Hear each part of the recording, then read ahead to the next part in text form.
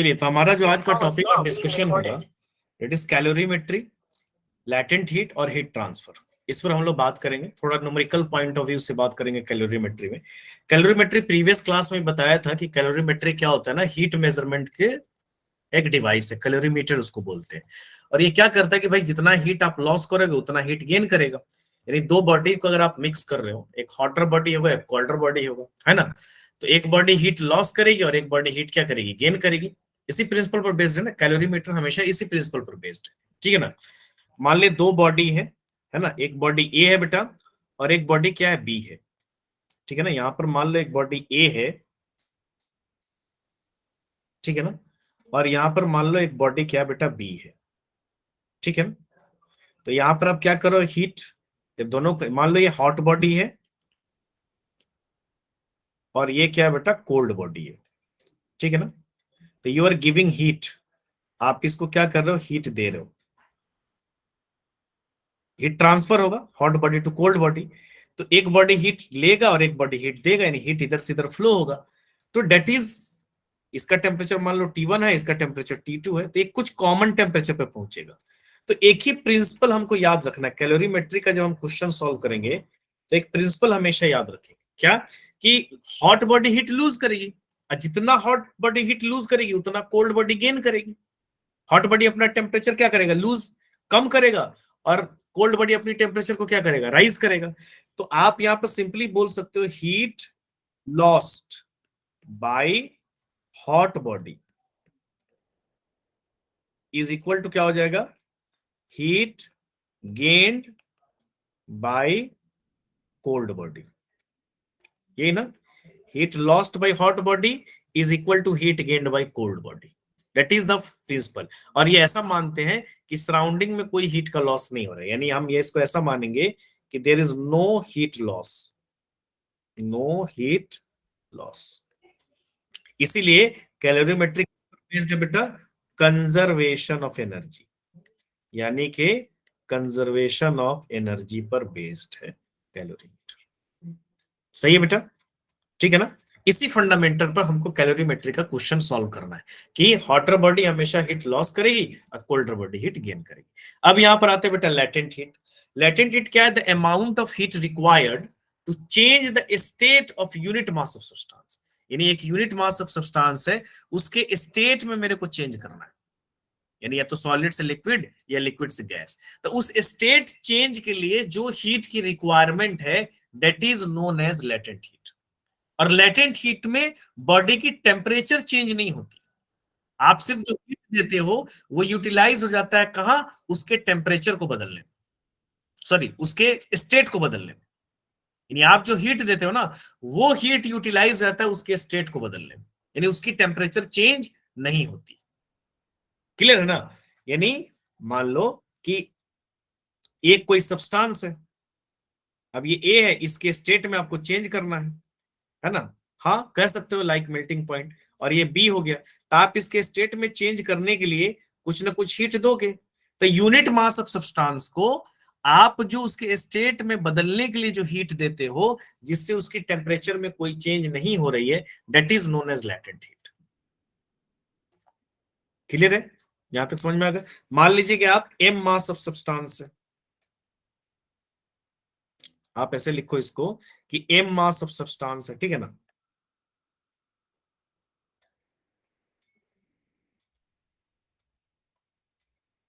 M mass of substance है, और इस एम मास को सब्सटेंस को आप क्यू अमाउंट ऑफ हीट दे रहे हो, हीट रिक्वायर्ड। तो लैटेंट हीट क्या हो जाएगा, हीट पर यूनिट मास आपको निकालना पड़ेगा, है कि नहीं। हीट पर यूनिट मास आपको क्या करना पड़ेगा, मास से डिवाइड करना पड़ेगा। तो that is the latent heat. Heat is equal to क्या हो जाएगा, mass into latent heat. Clear है। तो यहां पर एसआई यूनिट बताओ, SI unit of latent heat क्या हो जाएगा, कोई बता सकता है SI unit of latent heat क्या होगा, joule per kilogram. Per kg, not kilogram. SI unit क्या हो जाएगा, जूल पर केजी, क्योंकि मास का क्या होता है, जूल। तो आप क्या लिख सकते हो, जूल केजी इनवर्स, या अदर सीजीएस यूनिट भी हो जाएगी, सीजीएस यूनिट क्या हो जाएगी बेटा, कैलोरी पर ग्राम हो जाएगी। अच्छा, लैटेंट हीट कुछ चीजों पर डिपेंड करता है। लैटेंट हीट डिपेंड्स अपॉन, तो लैटेंट हीट क्या करता है, कुछ चीजों पर डिपेंड करेगी बेटा, ठीक है ना। सबसे पहला लैटेंट हीट डिपेंड करेगा प्रेशर। दूसरा लैटेंट हीट किस पे डिपेंड करेगा, nature of state change, nature of state change. और थर्ड नंबर जो लैटेंट हीट डिपेंड करेगी, that is properties of the substance. Nature of pressure पे डिपेंड करेगा, क्योंकि प्रेशर पर हमारी मेल्टिंग पॉइंट और बॉइलिंग पॉइंट बदल जाती है। दूसरा मैं बोल रहा हूँ nature of state change, nature of state change का मतलब सॉलिड से लिक्विड है कि लिक्विड से सॉलिड है, ठीक है ना। अब यहां पर क्या हो जाएगा, प्रॉपर्टीज ऑफ सब्सटेंस, सब्सटेंस की प्रॉपर्टीज पर भी क्या करेगी, डिपेंड करेगी। बात समझ में आ रही है, ठीक है ना। तो इसी को हम लोग क्या बोलेंगे, लैटेंट हीट बोलेंगे, ठीक है ना, कि the heat required to change the state of unit mass without changing their temperature, उसका टेम्परेचर चेंज नहीं हो रहा है। और जनरली क्या होता है, इसीलिए इसको छुपी हुई हीट बोलते हैं। लैटेंट का मतलब छुपा हुआ हीट। क्यों, क्योंकि जनरली आप किसी भी बॉडी को हीट देते हो तो उसकी क्या होती है, टेम्परेचर चेंज होती है ना। लेकिन यहां पर क्या हो रहा है, टेम्परेचर चेंज नहीं हो रहा, बस जो हीट आप दे रहे हो that is utilising to converting their state, उसके स्टेट को कन्वर्ट करने में जो यूज हो रहा है वही आपको इस्तेमाल करना है, ठीक है। तो इसमें दो टाइप का लैटेंट हीट है, एक होता है लैटेंट हीट ऑफ फ्यूजन या लैटेंट हीट ऑफ मेल्टिंग, और दूसरा हम लोग पढ़ेंगे latent heat of vaporisation. Fusion और मेल्टिंग तो समझते हैं, मेल्टिंग क्या होता है, सॉलिड का लिक्विड में कन्वर्ट होना, that process is known as melting. तो यहां पर क्या है कि unit mass of substance, unit mass of solid is converting into liquid, यानी यूनिट मास ऑफ सॉलिड को आप किसमें कन्वर्ट करो, लिक्विड में, at it melting point without any rise in temperature, बगैर टेम्परेचर में राइज हुए आप उसको क्या कर रहे हो, चेंज कर रहे हो। जैसे मान लीजिए कि आपके पास एक आइस दिया हुआ है, यहां पर क्या दिया बेटा, ice, and that ice is 1 gram, and that ice is 0 degree Celsius. आप इसको क्या कर रहे हो, हीट कुछ ना कुछ दोगे, हीट दोगे तो that is going to convert into water, और वाटर की भी टेम्परेचर कितनी होगी, 0 डिग्री सेल्सियस ही, क्योंकि there is no 1 gram of water. तो आप इसको कुछ ना कुछ तो क्या करोगे, हीट दोगे, and that heat is known as latent heat of fusion, ठीक है ना। इसी हीट को हम लोग क्या बोलेंगे, latent heat of fusion. Clear है बेटा। और वह आइस के लिए लैटेंट हीट ऑफ फ्यूजन जो होगा, आइस के लिए वो कितना हो जाएगा, 90 कैलोरी पर ग्राम,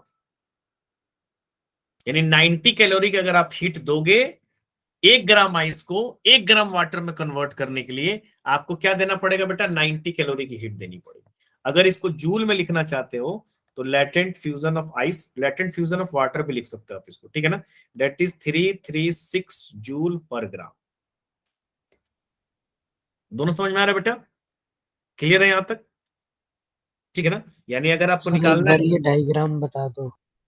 डायग्राम बेटा यही है कि 1 ग्राम वाटर को जो 0 डिग्री सेल्सियस पे अपने मेल्टिंग पॉइंट है उसको आपको कन्वर्ट कराना है लिक्विड में, यानी यूनिट सब्सटेंस को, एक यूनिट सब्सटेंस को या यूनिट सॉलिड को, तो यूनिट का मतलब 1 ग्राम या 1 केजी भी बोल सकते हो, तो 1 केजी पे लेना पड़ा, तो यूनिट सब्सटेंस को अब एक वाट आइस को कन्वर्ट करना है किस में, वाटर में, या कोई भी सॉलिड, यहां आइस मैंने एग्जांपल लिया, 1 ग्राम सॉलिड को 1 ग्राम लिक्विड में कन्वर्ट कराने में जो हीट की रिक्वायरमेंट है that is known as latent heat of fusion या लैटेंट हीट ऑफ मेल्टिंग भी आप बोल सकते हो, ठीक है।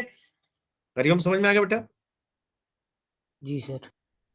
तो यहां लैटेंट हीट ऑफ फ्यूजन क्या हो जाएगा, हीट बाय मास, यही होगा ना, जो हीट आप दे रहे हो उसको मास से डिवाइड करो, क्योंकि आपको यूनिट मास पे निकालना है, तो हीट इज इक्वल टू क्या हो जाएगा बेटा, mass into latent heat of fusion,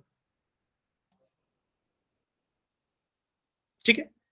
solid को लिक्विड में कन्वर्ट कराना है, यूनिट मास, 1 ग्राम सॉलिड को 1 ग्राम लिक्विड में कन्वर्ट कराना है, मेल्टिंग पॉइंट पर टेम्परेचर चेंज नहीं होना चाहिए, ठीक है। सेकेंड नंबर क्या है, वेपोराइजेशन। वेपोराइजर क्या है, वेपर में बदलना, यानी बॉयल करना उसको, है ना, उसी को ना बोलते हैं। तो 1 ग्राम यानी यूनिट मास ऑफ लिक्विड को उसके बॉइलिंग पॉइंट पर किस में कन्वर्ट करा देना है, यूनिट मास ऑफ गैस में, तो तब हीट तो चाहिए ना। यानी मान लो कि यहां पर वाटर है, और कितना वाटर है बेटा, 1 ग्राम, कितना पे वो 100 डिग्री सेल्सियस पर है, you have to give heat, है ना। तो हीट दोगे तो किस में कन्वर्ट होगा बेटा, स्टीम में कन्वर्ट होगा ना। That steam is also 1 gram. कितना temperature, 100 degree Celsius.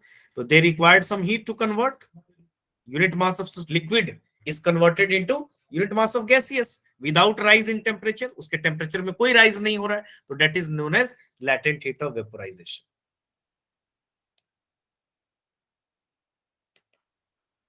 latent heat of vaporization,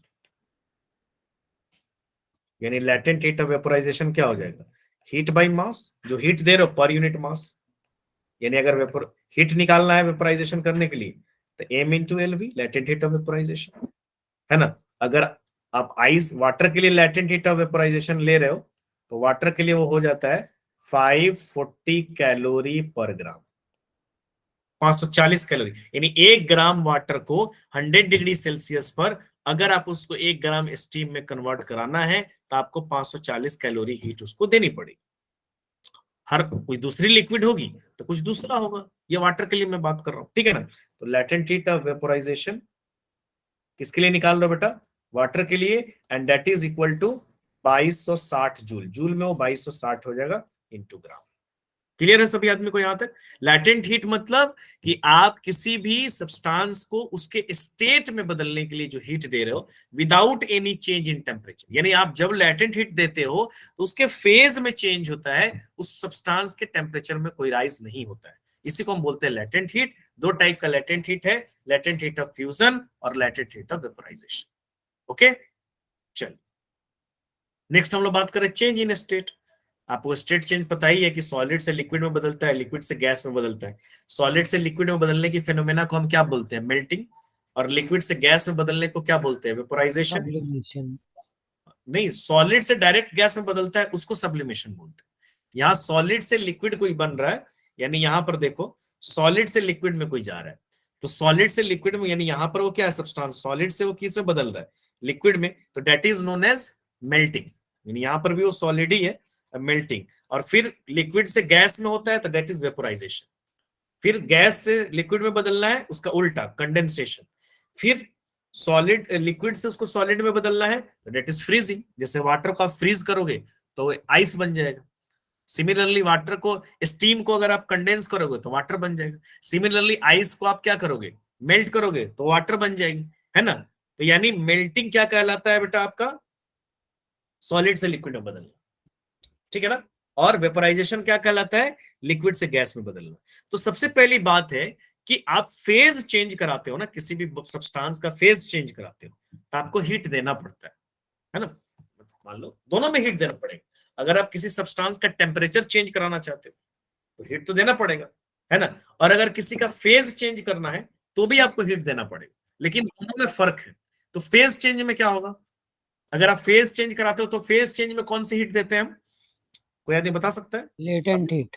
latent heat देंगे, यानी लैटेंट हीट जो दे रहे हो, जो हमारा क्या है, Q is equal to M into L, यही है ना। यस चाहे sir. Latent heat of fusion भी आप बोल सकते हो, चाहे लैटेंट हीट ऑफ वेपोराइजेशन भी बोल सकते हो। तो इस कंडीशन में बॉडी की सिर्फ क्या होती है, फेज चेंज होती है। यानी ये हीट जो आप देते हो तो सिर्फ उसकी फेज चेंज होगी, उसके टेम्परेचर में कोई चेंज नहीं होगा, यानी टेम्परेचर कांस्टेंट रहेगा।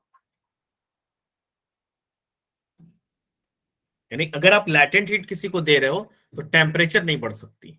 टेम्परेचर बढ़ने के लिए कौन सी हीट देनी पड़ेगी, याद करो प्रीवियस क्लास में मैंने आपको बताया था specific heat is equal to क्या होता है, डेल्टा क्यू बाई क्या होता है, एम इंटू डेल्टा टी। देखो यहाँ टी। चेंज इन टेम्परेचर, तो यहां पर जो क्यू देना पड़ेगा that is M C delta T. यानी अगर किसी भी सब्सटेंस का टेम्परेचर राइज हो रहा है, अगर किसी भी सब्सटेंस का टेम्परेचर चेंज हो रहा है तो आपको ये हीट देना पड़ेगा। लैटेंट हीट में टेम्परेचर कांस्टेंट रहता है, यानी ये वाला हीट देना पड़ेगा जब उसका टेम्परेचर चेंज हो रहा है। बात समझ में आ रही ना, यानी जब टेम्परेचर उसकी बदल रही है तो आपको ये हीट देना पड़ेगा। यानी यहां देखो, यहां आप सॉलिड है, हीट ऐड कर रहे हो यहां पर देखो, यहां पर आप क्या कर रहे हो, उसको हीट दे रहे हो, यहाँ उसका टेम्परेचर है, तो देखो इस दौरान उसकी टेम्परेचर क्या हो रही है, बढ़ रही है। यानी आप मेल्टिंग पॉइंट तक पहुंचोगे ना, पहले पहले तो आप उसके मेल्टिंग पॉइंट तक पहुंचना पड़ेगा। तो इस सिचुएशन में उसकी टेम्परेचर क्या हो रही है, बढ़ रही है। यानी यहां पर आप हीट दे रहे हो, डेट इज डेल्टा क्यू, और डेल्टा क्यू आप कितना दोगे, एमसी इंटू डेल्टा टी। यहां पर जब वो पहुंच गया, तब उसको टेम्परेचर चेंज नहीं हो रहा, बस क्या हो रहा है, वो मेल्ट हो रहा है। देखो टेम्परेचर कांस्टेंट है। इस सिचुएशन में देखो, यहां पर जो सिचुएशन हमको दिया हुआ है, इस सिचुएशन में देखो उसका टेम्परेचर कांस्टेंट है। चेंज हो रहा है क्या है यहाँ पर, यहाँ पर चेंज नहीं हो रहा ना। यहाँ देखो टेम्परेचर उसका बड़ा बड़ा बड़ा बड़ा बड़ा बड़ा बड़ा। जैसे मान लो आइस है, तो आइस मान लो यहाँ पे निगेटिव में रहा होगा, माइनस में रहा होगा, हो सकता है ना माइनस में आइस रहा होगा। तो माइनस में थोड़ी ना मेल्ट करेगा, पहले उसको माइनस से कहाँ लेके आना पड़ेगा, 0 डिग्री सेल्सियस पे लेके आना पड़ेगा, है कि नहीं, लेके आना पड़ेगा कि नहीं लेके आना पड़ेगा। तो यहाँ माइनस से 0 डिग्री सेल्सियस पे आ गया, तो यहाँ पर पहुंच गया। अब यहाँ पर आप हीट दो रहे हो, तो यहाँ पर भी आप हीट दे रहे हो, लेकिन यहाँ पर सिर्फ उस क्या हो रही है, उसकी फेज चेंज हो रही है। यानी यहां पर देखो टेम्परेचर कांस्टेंट, तो यहां पर भी आप हीट दे रहे हो, लेकिन वो कौन सी हीट दे रहे हो आप, mass into latent heat of fusion. और यहां पर वो आइस, यहां पर आइस था, वो आइस यहां पर 0 डिग्री सेल्सियस पे पहुंच गया अपने मेल्टिंग पॉइंट पर। यहां पर वो किस में कन्वर्ट होने लगा बेटा, वाटर में कन्वर्ट हो गया, है कि नहीं। यहां पर वो आइस जो है वो किस में कन्वर्ट हो गया, वाटर में कन्वर्ट हो गया। फिर आप उसको हीट दे रहे हो, हीट दे रहे हो, हीट दे रहे हो, हीट दे रहे हो, तो क्या बन गया वो, मान लो यहाँ पर तो 0 डिग्री सेल्सियस था, यहाँ पर वो कहाँ पहुंचा, बॉइलिंग पॉइंट पे पहुंचा। तो यहाँ पर भी जो आप हीट दे रहे हो, क्या दे रहे हो, delta Q is equal to, आप क्या दोगे, एमसी इंटू डेल्टा टी। जहां पर टेम्परेचर चेंज करना होगा, वहां पर ये हीट दोगे। फिर जैसे यहाँ पर वो वाटर बॉइलिंग पॉइंट पे पहुंच गया, अब वो किस में कन्वर्ट होने लगा, स्टीम में कन्वर्ट होने लगा, वेपर में कन्वर्ट होने लगा। अब कन्वर्ट के टाइम में उसका टेम्परेचर जो है कॉन्स्टेंट रहेगा। और यहां पर भी आप हीट दोगे, लेकिन यहां पर कौन हीट दोगे, mass into latent heat of vaporisation. समझ रहे हो ना। यानी जब आप लैटेंट, जब भी हीट चेंज होगा, तो ये वाला जब भी हीट चेंज होगा, किसी भी सब्सटेंस का जब हीट चेंज का बात करोगे, तो आप टेम्परेचर में चेंज में, टेम्परेचर चेंज हो रहा है तो इतना अमाउंट ऑफ हीट उसको अब देना पड़ेगा। और जहां पर टेम्परेचर नहीं चेंज हो रहा है, वहां पर ये हीट देना पड़ेगा। यानी फेज चेंज हो रहा है, ड्यूरिंग द फेज चेंज उसकी टेम्परेचर नहीं बदलेगी। सही है ना, समझ रहे हो बेटा आप लोग कि नहीं समझ रहे हो, ठीक है। चलिए जैसे यहां पर एक क्वेश्चन दिया हुआ है, क्वेश्चन क्या दिया हुआ है, 100 gram of ice eight 0 degree Celsius, है ना। 100 ग्राम आइस है, कितना, 0 डिग्री सेल्सियस है उसका temperature, is mixed with 100 gram of water eight 100 degree Celsius. What is the final temperature of the mixture. Mixture का आपको फाइनल टेम्परेचर बताना है। तो यहां पर क्या करोगे, एक बॉडी हीट लॉस करेगा, वाटर गर्म है, आइस ठंडा है, वाटर में उसको मिक्स कर रहे हो, तो वाटर क्या करेगा, हीट लॉस करेगा, और आइस क्या करेगा, हीट गेन करेगा। तो यहां सिंपल लगा दो, क्या लगा दो, heat lost by water, heat lost by water is equal to क्या हो जाएगा बेटा, heat gained by ice. Ice उस हीट को गेन करेगा, है कि नहीं। अब वाटर हीट लॉस करेगा, तो वाटर की टेम्परेचर क्या होगी, डिक्रीज होगी, और आइस की टेम्परेचर क्या होगी, इंक्रीज होगी।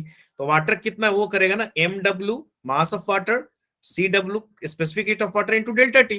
क्योंकि ये लगाना पड़ेगा ना आपको, जहां पे भी टेम्परेचर चेंज हो रहा है, यहाँ वहां यहाँ ये वाला हीट लगेगा। वाटर दिया, वाटर लूज किया, आइस गेन करेगा। तो आइस गेन करेगा, तो पहले आइस क्या करेगा बेटा, आइस जब गेन करेगा, तो फर्स्टली वो आइस क्या होगा, वो आइस जो गेन करेगा, तो फर्स्टली वो मेल्ट होगा, यानी पहले वो कन्वर्ट होगा, किसमें कन्वर्ट होगा, वाटर में कन्वर्ट होगा। तो कन्वर्ट होने के लिए पहले वो लैटेंट हीट लेगा, तो लैटेंट हीट क्या हो जाएगा बेटा, मास ऑफ आइस और लैटेंट हीट ऑफ आइस, है ना। पहले तो वो लेगा, फिर वो क्या करेगा, मास ऑफ आइस, है ना, specific heat of water, water इसलिए लिए क्योंकि अब वो आइस जो है वाटर में कन्वर्ट हो चुका है, आइस जो है ना वो वाटर में कन्वर्ट हो चुका है, इसलिए मेरे को स्पेसिफिक हीट ऑफ, अब वो तो पहले तो आप वो जैसे आइस को आप डुबाओगे, मान लो एक ग्लास है आपके पास हॉट, आपने उसमें क्या कर दिया, आइस को डाल दिया, तो पहले तो आइस में डुबाया तो क्या करेगा, हीट गेन करेगा। तो हीट गेन करेगा तो पहले तो मेल्ट होगा ना, मेल्ट होकर पहले वाटर बनेगा, फिर वो अपनी टेम्परेचर को क्या करेगा, इंक्रीज करेगा। तो यहां पर तो पहले मेल्टिंग के लिए वो ले लिया, अब फिर ये ले लेगा उसका टेम्परेचर इंक्रीज करने के लिए। अब यहां पर पुट करो मास of water, mass of water कितना हो गया बेटा 100 ग्राम, स्पेसिफिक हीट ऑफ वाटर 1, और टेम्परेचर कहां से राइज हो रहा है 100, और माइनस मिक्सचर का टेम्परेचर कुछ टी टेम्परेचर होगा वहां पे पहुंच गया। सिमिलरली यहां पर क्या करोगे, mass of ice that is also 100 gram, latent heat of ice that is 80 calorie, अभी पढ़े ना latent heat of fusion that is 80 calorie, plus में क्या होगा मास of ice 100 gram into 1 calorie into temperature कितना से राइज होगा, टी फाइनल आ गया और 0 से शुरू हुआ, तो हमेशा बड़े में से छोटा को माइनस करना है। तो आइस की तो टेम्परेचर बढ़ेगी, वाटर की घटेगी, इसलिए 100 माइनस में टी किया हूं, यहाँ क्या किया टी माइनस 0 किया। अब पुट कर दो कितना हो जाएगा बेटा 100 into 100 minus T is equal to क्या हो जाएगा 8000 इज इक्वल टू क्या हो जाएगा 100 टी। तो इसको ले आओ इधर, क्या हो जाएगा बेटा, जैसे लेके आओगे तो कितना हो जाएगा 10,000 minus 100 T is equal to 8000 plus 100 T. तो इसको इधर ले आओ, कितना हो जाएगा 10,000 minus 8000 is equal to 100 T, और ये भी क्या हो जाएगा प्लस 100 टी। सही है ना। अब इसको ले जाके आप क्या कर दो डिवाइड कर दो, डिवाइड करो बेटा कितना हो जाएगा ये 2000 इज इक्वल टू कितना हो जाएगा 200 टी। तो यहाँ क्या हो जाएगा 2000 divided by 200 is equal to T. तो यहाँ क्या हो जाएगा कट हो जाएगा ना, कट होगा तो कितना हो जाएगा 10, तो टी इज इक्वल टू क्या हो जाएगा 10 डिग्री सेल्सियस। सही है, क्लियर है बेटा। चलिए यहाँ Yes, पर sir.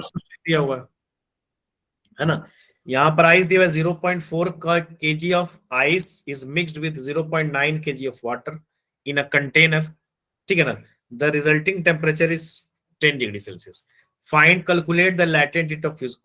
उसी कंसेप्ट में बनेगा क्या, वाटर हीट लॉस करेगा और आइस क्या करेगा हीट गेन करेगा, तो यहां भी वही लगा सकते हो आप, है ना, heat loss is equal to क्या करोगे हीट गेन, यही होगा ना। तो हीट लॉस में क्या होगा मास of water specific heat of water delta T.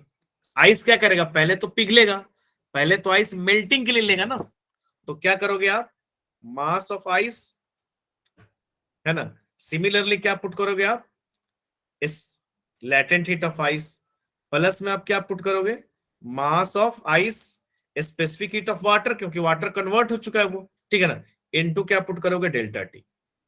तो यहां पर क्या पुट करोगे आप 0.45 into specific heat of water that is 4200 यहां दिया हुआ है, इंटू डेल्टा टी कितना आ रहा है 55 है, और 55 से कितना हो जा रहा है 10, तो यहां पर कितना हो जाएगा बेटा 55 माइनस 10 इज इक्वल टू क्या हो जाएगा mass of ice that is 0.45 into latent heat of ice, plus क्या हो जाएगा mass of ice 0.45 into specific heat of water put करना पड़ेगा, क्योंकि आइस वो ये हीट लेकर आइस वाटर में कन्वर्ट हो चुका है, तो डेट इज 4200 4200 यहां दिया हुआ क्वेश्चन में, इंटू आइस कहां से कहां जा रहा है 0 से 10, तो बड़ा कितना है 10 माइनस 0, ठीक है। तो ये कितना हो जाएगा बेटा 0.45 इंटू 4200 इंटू क्या करना होगा 45 is equal to 0.45 LI, plus कितना हो जाएगा 0.45 इंटू 4200, एक ये 10 है 3 0, 0.45 कॉमन आ जाएगा इसमें ना, कॉमन आके इधर डिवाइड भी कर सकते हो। अच्छा सॉरी वाटर का 0.45 नहीं है 0.9 है, सॉरी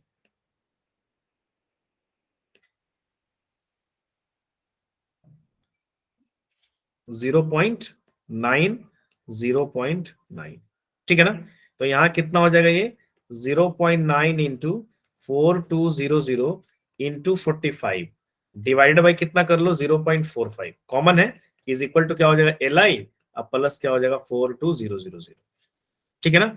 अब यहाँ पर मैं क्या कर रहा हूँ 0.5 को हटा रहा हूँ, ठीक है ना, यहां से मैंने 0.5 को हटाया तो कितना जीरो जाएगा 2 0, 45 से 45 कट हो गया, तो ये आ गया 0.9 इंटू 4200 और 2 0 ये हो गया 0 0 इज इक्वल टू क्या हो जाएगा LI प्लस 42000। अब यहाँ पर मल्टीप्लाई कर दीजिए बेटा, मल्टीप्लाई जब कीजिएगा तो कितना हो जाएगा वो 0.9 इंटू 4, यानी ये आ जाएगा 378,000 is equal to LI plus 42000, minus हो जाएगा ये, यानी 378,000 minus 42000 is equal to LI। तो हाउ मच इज गिवन, ये लगभग हो जाएगा आपका 336,000 इज इक्वल टू LI, यानी इतना लेटेंट हीट ऑफ फ्यूजन होगा जूल पर केजी, क्योंकि आपने यहां पर क्या लिया है, जूल पर केजी लिया। क्लियर है सभी आदमी को?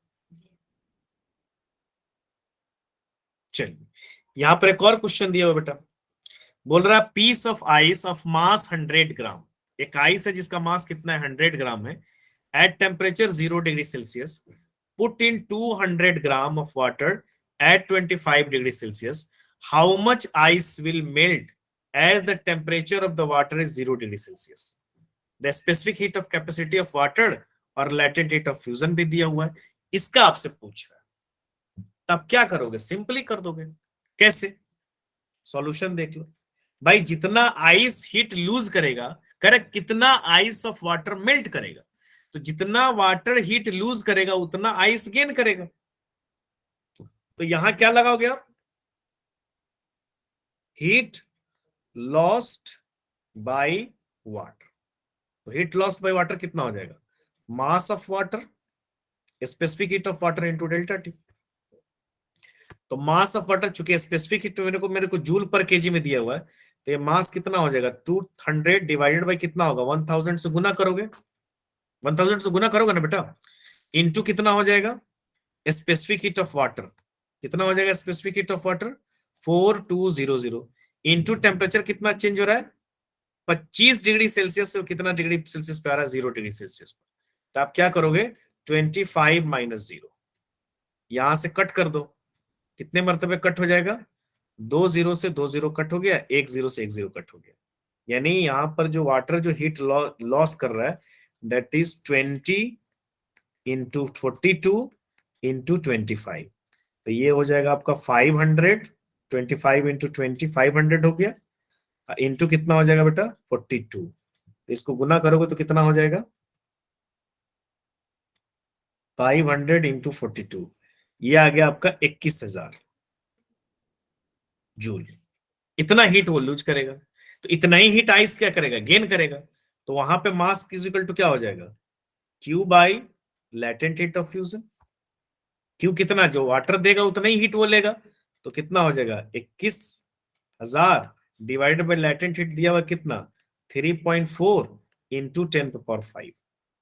सही है, सही है या नहीं है, ये पॉइंट हटाओ, एक 10 चला जाएगा ऊपर, तो ये कितना हो जाएगा 21/34 इंटू 10 पे पावर 1 2 3 4 10⁴ इंटू 10⁻⁻5 हो जाएगा, तो कितना हो जाएगा 20/34 इंटू 10⁻⁻1। इसको जब सॉल्व करोगे तो ये कुछ आ जाएगा 0.61, 21 डिवाइडेड बाई 34,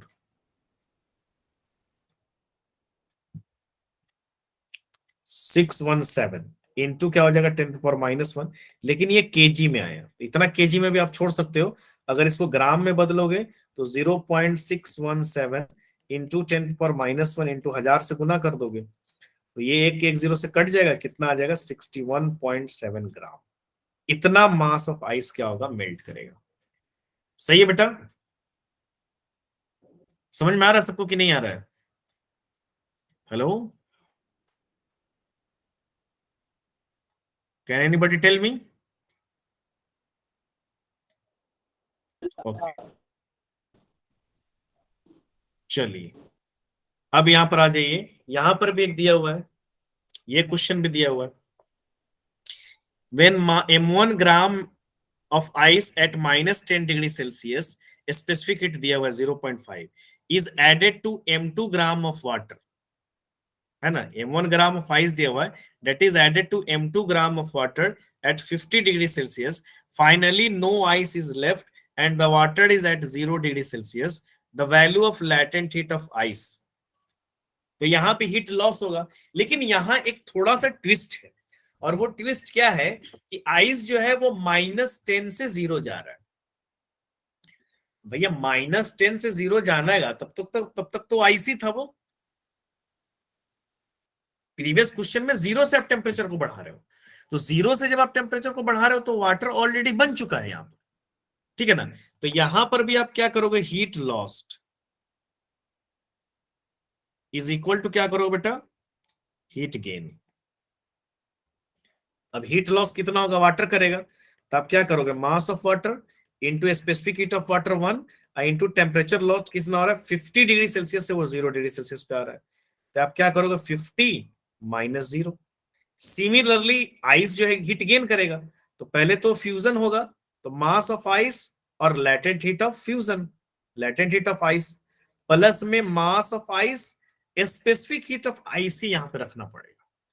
क्यों, क्योंकि आप उसको हीट कर रहे हो -10 से 0 लेकर जाने के लिए, तो -10 से 0 जब हो गया, क्योंकि 0 के बाद वो मेल्ट करना स्टार्ट होगा, तो -10 से 0 आने के लिए वो आइसी था, अभी वाटर नहीं बना है, इसलिए आपको क्या रखना पड़ेगा, स्पेसिफिक हीट ऑफ आइस रखना पड़ेगा एंड डेल्टा टी। तो यहां पे रख दो m1 इंटू क्या करोगे 50 इज इक्वल टू, यहां पर सॉरी m2 है ना, आइस का m2 है, सॉरी आइस का m2 दिया है, इंटू क्या करोगे आप m1 इंटू Li प्लस में क्या करोगे m1 specific heat of ice 0.5 into temperature कितना चेंज हो रहा है 0 -10, तो कितना हो जाएगा बेटा m2 into 50 is equal to m1 into Li, अब प्लस में क्या हो जाएगा m1 इंटू 0.5 इंटू 10, तो कितना हो जाएगा, m1 को कॉमन ले लो, यहाँ कितना होगा m1 को कॉमन ले लो, तो क्या हो जाएगा बेटा Li प्लस प्लस 5 हो जाएगा, है कि नहीं। तो यहां पर m2 इंटू 50 डिवाइडेड बाई क्या हो जाएगा m1 divided by m1 is equal to क्या हो जाएगा बेटा Li प्लस 5 को उधर ले जाओ, तो कितना हो जाएगा m2 into 50 divided by m1 -5 is equal to Li। इतना अमाउंट ऑफ लैटेंट हीट होगा, that is option number A. सही है, सही है नहीं है। Yes, sir. सही है सर। अब यहां पर आ गया बेटा हीट ट्रांसफर। आपको पता ही है कि हीट जो है एक बॉडी से, कैलोरीमेट्री के क्वेश्चन पे आपको यही ध्यान रखना है कि heat lost by hot body is equal to heat gained by cold body. कितने टाइप का हीट गेन कर रहा है, एक तो फेज चेंज करने के लिए हो सकता है, आइस और वाटर का जब भी होगा, हाँ लिक्विड और लिक्विड को मिक्स करोगे तो फेज चेंज का कोई ऑप्शन ही नहीं, लेकिन आइस और लिक्विड को मिक्स करोगे तो फेज चेंज का वहां पर ऑप्शन है। तो पहले तो फेज चेंज करने के लिए कुछ हीट लेगा और फिर टेम्परेचर चेंज करने के लिए कुछ हीट लेगा, ठीक है ना। हीट ट्रांसफर क्या है ना कि जब दो बॉडीज जिनके आपस में टेम्परेचर का डिफरेंस होता है, आप उनको कांटेक्ट में लेते हो तो हीट एक बॉडी से दूसरे बॉडी क्या होता है, ट्रांसफर करता है, और heat always flow from higher temperature to lower temperature, है ना। तो यहां पर हीट फ्लो का कई सारा तरीका है, एक तो है कंडक्शन, कंडक्शन है ना बेटा, सेकेंड दूसरा क्या है कन्वेक्शन, थर्ड नंबर क्या है रेडिएशन। तीन टाइप का हीट ट्रांसफर है, कंडक्शन, कन्वेक्शन, रेडिएशन। कंडक्शन जो है वो सॉलिड में भी हो सकता है, लिक्विड में भी हो सकता है और गैस में भी हो सकता है। कन्वेक्शन जो है सिर्फ फ्लूइड्स में होता है, फ्लूइड्स का मतलब लिक्विड एंड गैस। कंडक्शन जो है ना वो सबसे स्लोएस्ट प्रोसेस है, यानी सबसे स्लो अगर कोई चीज मूव करती है हीट, तो that is conduction, conduction is slowest. और सबसे फास्टेस्ट जो mode of transfer of heat होता है दैट इज रेडिएशन।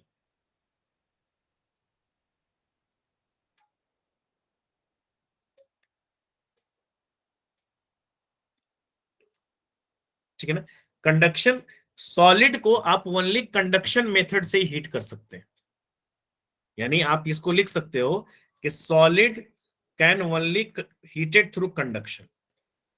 लेकिन होगा तीनों में, सॉलिड में ना तो आप कन्वेक्शन का इस्तेमाल कर सकते हैं ना रेडिएशन का इस्तेमाल कर सकते हैं।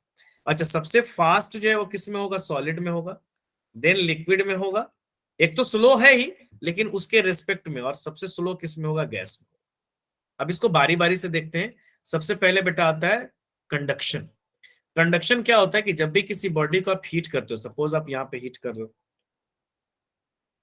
है ना, तो किसी भी बॉडी को जब आप हीट करते हो ना, यहाँ पे हीट कर रहे हो, यहाँ पे, तो एक्चुअली यहाँ का मॉलिक्यूल्स क्या करता है? हीट को गेन करता है। तो जैसे ये हीट को गेन करता है ना, यहाँ का मॉलिक्यूल्स क्या करता है? हीट को गेन करता है। अब ये हीट को गेन करता है, एक्चुअली क्या कहता है? कंडक्शन वो प्रोसेस है जिसमें हीट ट्रांसफर होता है through the molecules without dislocating their position, यानी वो अपने पोजीशन को से नहीं हटता है। जैसे कन्वेक्शन में देखेंगे, पार्टिकल्स क्या होता है? मूव करता है, there is actual movement of the particles. लेकिन कंडक्शन में पार्टिकल्स की एक्चुअल मूवमेंट नहीं होती है। कंडक्शन में क्या होता है ना, फॉर एग्जाम्पल जैसे ऐसे ले लो कि मान लो कि यहाँ पे कोई पार्टिकल्स है ना, यहाँ पर भी कोई उसका नेबरिंग पार्टिकल्स है।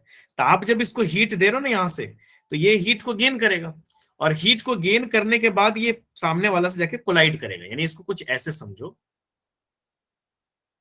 यहाँ पर एक पार्टिकल्स है और यहाँ पर एक पार्टिकल्स है, ठीक है ना। तो ये पार्टिकल जब हीट गेन करेगा, तो ये इसका मीन पोजीशन है या इसका इक्विलिब्रियम पोजीशन है मान लो। तो ये अपने ऐसा नहीं कि यहाँ का पार्टिकल्स मूव करके यहाँ पर जाएगा, नहीं, ऐसा नहीं होता। कंडक्शन में ऐसा नहीं होता। कन्वेक्शन में देखोगे कि पार्टिकल्स मूव कर रहा है, लेकिन यहाँ पे ऐसा नहीं होता। यहाँ पर यहाँ के पार्टिकल्स जो है ये जाके इसके साथ धन कोलाइड करेंगे, ठीक है ना, यहाँ पे जाके कोलाइड करेंगे इसके साथ, क्योंकि इसकी एनर्जी बढ़ गई।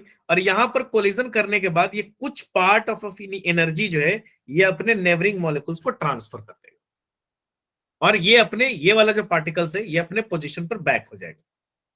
यानी ऐसे किया, ऐसे सामने वाले से थोड़ा टकराया और वापस अपनी जगह पे आ गया।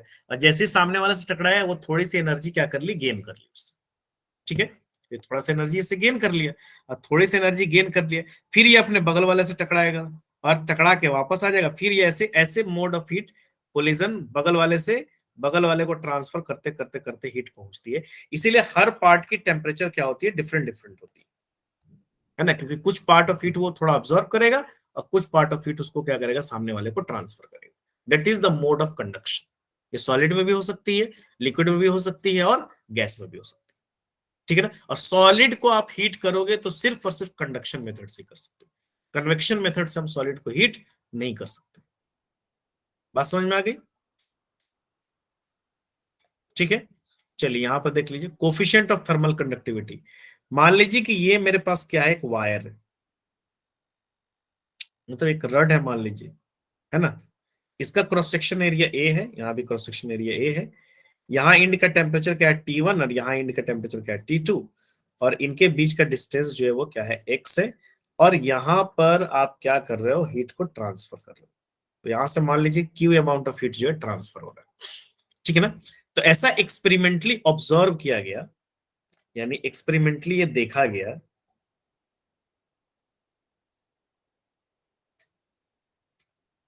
कि ये जो हीट ट्रांसफर हो रहा है दोनों इंड के बीच में, ए और ए के बीच में, तो यहाँ टेम्परेचर T1 ज्यादा है, T2 क्या है? कम है, ठीक है ना। तो that heat is directly proportional to area, area of cross section, ये वाला पार्ट। सेकेंड उसको पे देखा गया कि that heat is directly proportional to T1 minus T2। Third क्या देखा गया कि that Q is directly proportional to time, time for which heat is passing. And the fourth one is that q is directly proportional to 1 by x, यानी distance के inversely proportional है ना। चार चीजों पर हीट ट्रांसफर जो है depend कर रहा है। एक तो एरिया ऑफ क्रॉस सेक्शन पर, एक टेम्परेचर डिफरेंस पर, एक टाइम पर, और एक किस पर डिपेंड कर रहा है? डिस्टेंस पर। अब चारों को मैं कंबाइन कर दे रहा हूं, तो क्या हो जाएगा बेटा? q directly proportional to a T1 minus T2, और क्या हो जाएगा बेटा? इंटू टी, और डिवाइडेड बाई एक्स हो जाएगा। अब आपको मैथमेटिकली पता ही है कि जब आप डायरेक्टली प्रोपोर्शनल हटाते हो तो आपको एक कांस्टेंट डालना पड़ेगा। डालना पड़ेगा नहीं डालना पड़ेगा? तो यहां पर मैं क्या लिख सकता हूं? Q इज इक्वल टू एक कांस्टेंट डाल दिया A, K डाल दिया, तो K A into T1 minus T2 into t by x. इतना अमाउंट ऑफ हीट जो है हम उसको देंगे। एंड डेट के जो है, यही के जो है मेरा क्या कहलाता है? कांस्टेंट। और इसी को आप क्या नाम देते हो? कोफिशिएंट ऑफ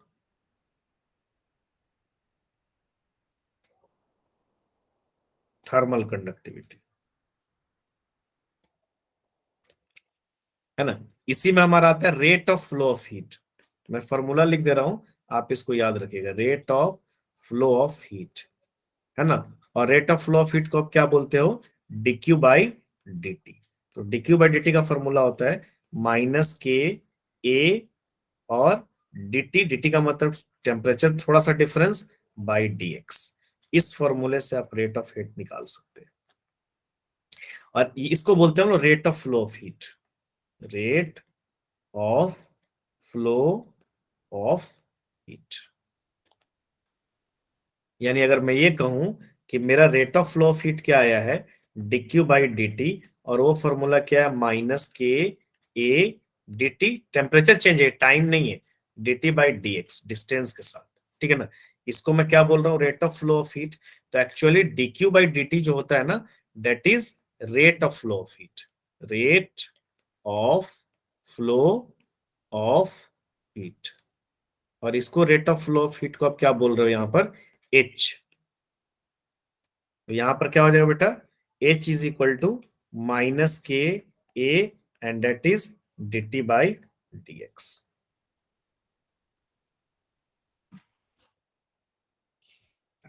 ठीक है। सिमिलरली k का भी फॉर्मूला आप ले सकते हो, k इज इक्वल टू क्या हो जाएगा, माइनस h बाई ए और dt बाई dx। सही है। यहां पर आपसे पूछ भी रहा है SI unit of thermal conductivity, है ना। वही के क्या कहलाता, आपका कोफिशिएंट ऑफ थर्मल कंडक्टिविटी बोले, या वो क्या फॉर्मूला मेरा आया था, क्यू इज इक्वल टू क्या आया था बेटा, के ए T1 minus T2 into t by x. अब इसका मेरे को यूनिट पूछ रहा है, तो पहले तो इसका फॉर्मूला बना दीजिए, तो एक्स जाके मल्टीप्लाई हो जाएगा, तो क्या हो जाएगा, Q into X divide by A into T1 minus T2, और small T is equal to K आ गया। अब सब की यूनिट रख दो यहाँ पर, तो यूनिट रखोगे तो क्यू की यूनिट क्या हो जाएगी, जूल, डिस्टेंस की यूनिट क्या हो जाएगी, मीटर, एरिया का यूनिट क्या हो जाएगा, मीटर स्क्वायर, टेम्परेचर की यूनिट क्या हो जाएगी, केल्विन, और टाइम की यूनिट क्या हो जाएगी, सेकंड। तो 1 मीटर से 1 मीटर कट जाएगा, तो ये क्या बन गया मेरा, जूल पर मीटर केल्विन सेकंड। ठीक है ना। तो ये क्या बन जाएगा, joule metre inverse kelvin inverse second inverse. चूंकि जूल पर सेकंड, देखो एक तो ये आ ही गया टेम्परेचर, जूल मी, अब कर बोथ एंड बी है क्या, तो चेक करना पड़ेगा हमको।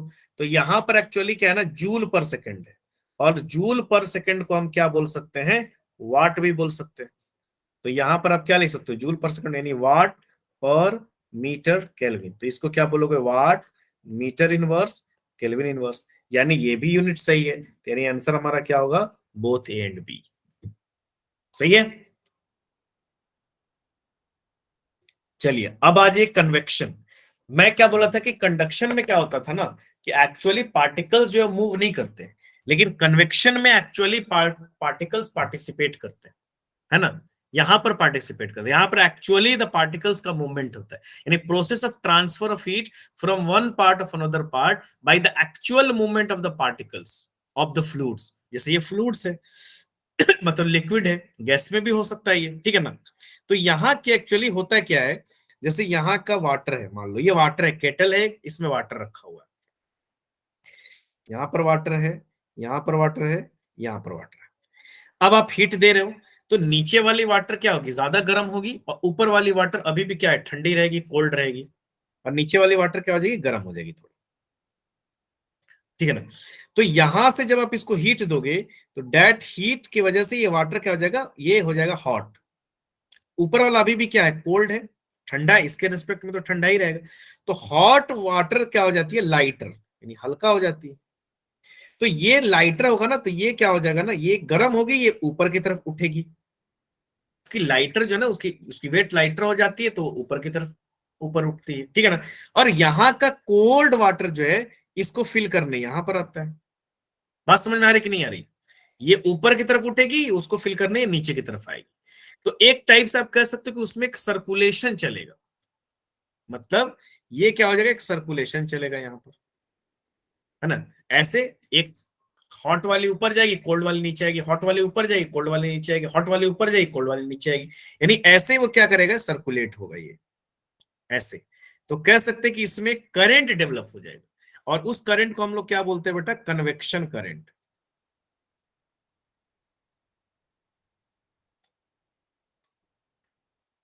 और इस कन्वेक्शन करंट की वजह से वाटर में क्या हो जाएगा, हीट का फ्लो होगा, और जिससे पूरी वाटर क्या हो जाएगी, गर्म हो जाएगी। बात समझ रहे हो ना। इसका बहुत सारे एग्जांपल्स है, जैसे वेंटिलेशन। अब देखो ना, वेंटिलेशन ऊपर की तरफ रहता है, क्यों? क्योंकि हॉट एयर एयर क्या होती है, ऊपर की तरफ उठेगी, उसको फिल करने कोल्ड एयर आएगी, और हॉट एयर क्या हो जाएगी, उस वेंटिलेशन से बाहर आ जाएगी। अगर हॉट एयर नीचे आती तो नीचे की तरफ वेंटिलेशन हमको लगाना पड़ता। तो डेट्स और भी एग्जांपल है, जैसे ट्रेड विंड्स, है ना। सी ब्रिज का जो फॉर्मेशन होता है, सी के टाइम हॉट एयर ऊपर आती है, और कोल्ड एयर उसको, उस गैप को फिल करने के लिए क्या होती है, ठंडी हवा आती है उधर से, तो डेट इज सी ब्रिज। ठीक है ना। तो इन सारा जो है कन्वेक्शन के मेथड से ये सारा चीज होते हैं, है ना। तो डेट्स कन्वेक्शन, समझ रहे हो ना। नीचे वाला ज्यादा हीट होगा, ऊपर वाला, जैसे आप अभी गीजर वीजर का टाइम है, मतलब आप ठंडा का टाइम है, तो आप अगर आयरन वो रड, जो जिस वाटर हीटर जो होता है ना, रड वाला, गीजर नहीं, तो वाटर हीटर को अगर आप बकेट में डाले होगे, बाल्टी में डाले होगे, तो आप ऑब्जर्व भी किए होगे। क्या ऑब्जर्व किए होगे, कि वो नीचे से कुछ उठता हुआ दिखा होगा, है ना। नीचे से क्या होगा, उठता हुआ दिखा होगा, है ना। क्योंकि आप रड डालते हो तो नीचे वालों बकेट की जो नीचे वाली वाटर वो ज्यादा हीट हो रही है, अपवर्ड पार्ट अभी क्या है, ठंडा है, तो क्या होगी, हीट होगी। तो यहाँ क्या है ना, एक्चुअल पार्टिकल्स का मूवमेंट हो रहा है, क्योंकि यहाँ के पार्टिकल्स मूव करके इधर जा रहे हैं, जो कंडक्शन में नहीं हो रहा था। कंडक्शन में there not actual particles are moving. Conduction में क्या हो रहा था कि पार्टिकल्स कोलाइड कर रहे थे बस अपने नेबरिंग पार्टिकल्स के साथ, और कुछ पार्ट ऑफ एनर्जी उसको क्या कर रहे थे, ट्रांसफर कर रहे थे। ठीक है। अब आ जाइए रेडिएशन। रेडिएशन क्या कहते हैं, कि यहां पे process of transfer of heat है from one place to another place without any, आप क्या कर सकते हो, without any intervention of medium. यानी मीडियम का कोई रोल नहीं है। यानी आप कह सकते हो कि रेडिएशन जो है विदाउट मीडियम भी ट्रेवल कर सकते हैं। यानी कि आप कह सकते हो कि रेडिएशन के लिए कह सकते हो नो मीडियम रिक्वायर्ड, मीडियम की कोई रिक्वायरमेंट नहीं है। यानी आप कह सकते हो कि कैन ट्रेवल थ्रू वैक्यूम। जैसे सन की लाइट आती है हम तक, तो सन की लाइट आती है, this is also an example of radiation, है कि नहीं। सन की लाइट आती है ना हम तक, तो this is also an example of radiation. तो वो वैक्यूम में भी तो ट्रेवल करता है, वो तो एटमोस्फेयर तो उसको बहुत बाद में आके अब मिलता है। ठीक है ना। और रेडिएशन, एक्चुअली रेडिएशन जो होता है ना, वो इन द ईएम वेव्स के फॉर्म में, in the form of EM wave, EM waves के फॉर्म में क्या करता है, ट्रैवल करता है रेडिएशन, जिसको आप क्या बोल सकते हो, इलेक्ट्रोमैग्नेटिक वेव्स।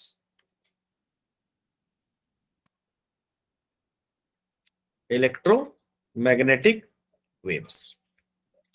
और जो भी इलेक्ट्रोमैग्नेटिक वेव्स होती है बेटा, वो किस फॉर्म में ट्रैवल करती है, जो भी इलेक्ट्रोमैग्नेटिक वेव्स होती है वो किस फॉर्म में ट्रैवल करती है, किस स्पीड ऑफ लाइट से ट्रैवल करती है, तो ये हमेशा ट्रैवल करेगी स्पीड ऑफ लाइट। और स्पीड ऑफ लाइट कितना होता है, 3 × 10⁸ पावर 8 मीटर पर सेकंड। सही है। अब रेडिएशन की इंटेंसिटी कितनी होगी, इंटेंसिटी ऑफ रेडिएशन, यानी कितने रेडिएशन की इंटेंसिटी हम तक पहुंचेगी, that is I, and I is directly proportional to 1/r²। इस पर डिपेंड करेगा मेरा इंटेंसिटी ऑफ रेडिएशन। यानी जैसे से हम आप, जहां पे आर क्या है, R is distance from the source.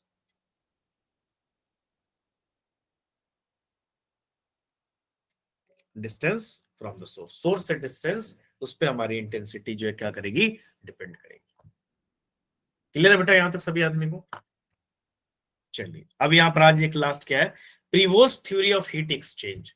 Prevost theory of heat exchange क्या कहता है, कि everybody emit and absorb radiation at all temperature.